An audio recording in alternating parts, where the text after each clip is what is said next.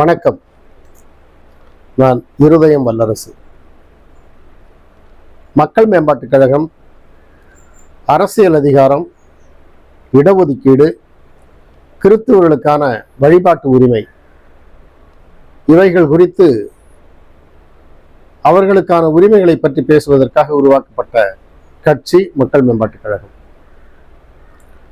அரசியல் அதிகாரத்தை பெறாமல் நாம் அதிகாரத்திற்குள் நுழைய முடியாது. அரசியல் அதிகாரம் என்பது ஜபத்தினாலோ தபத்தினாலோ அல்லது பிறருக்கு செய்கிற சேவையினாலோ நமக்கு கிடைக்கப்படுவதல்ல. அரசியல் அதிகாரம் என்பது போராடி பெறப்படுவது. நாம் போராட வேண்டும்.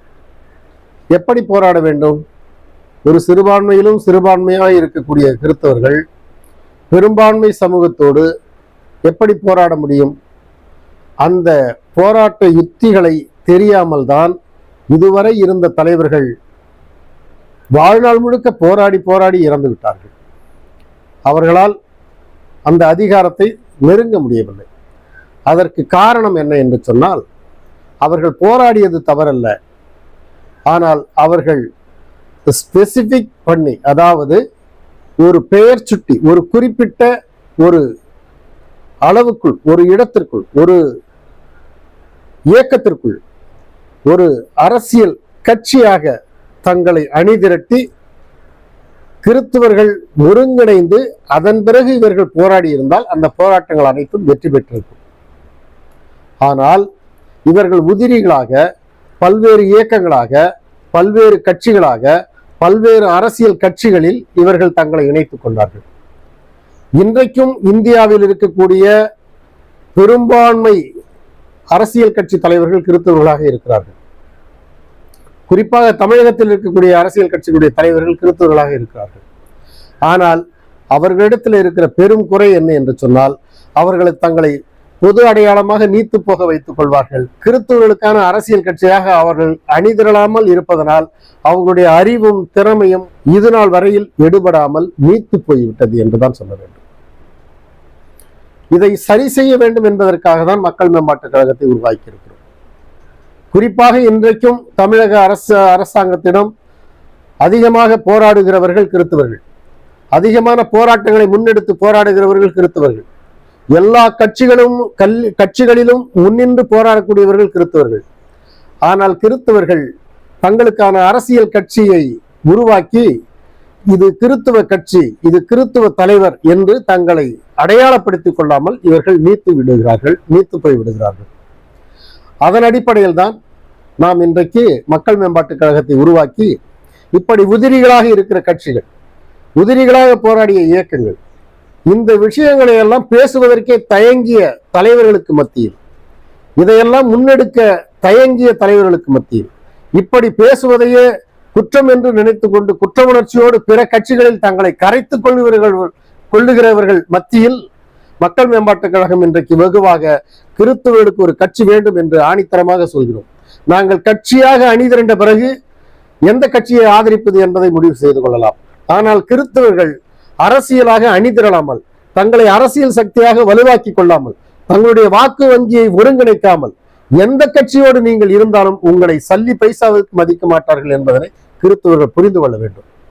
அதற்காகத்தான் நாம் இந்த அரசியல் அதிகாரத்தை கிறிஸ்தவர்கள் ஒரு கட்சி சார்பில் எடுக்க வேண்டும் என்று எல்லா தலைவர்களையும் நான் தேடி தேடி சென்று அழைக்கிறேன்.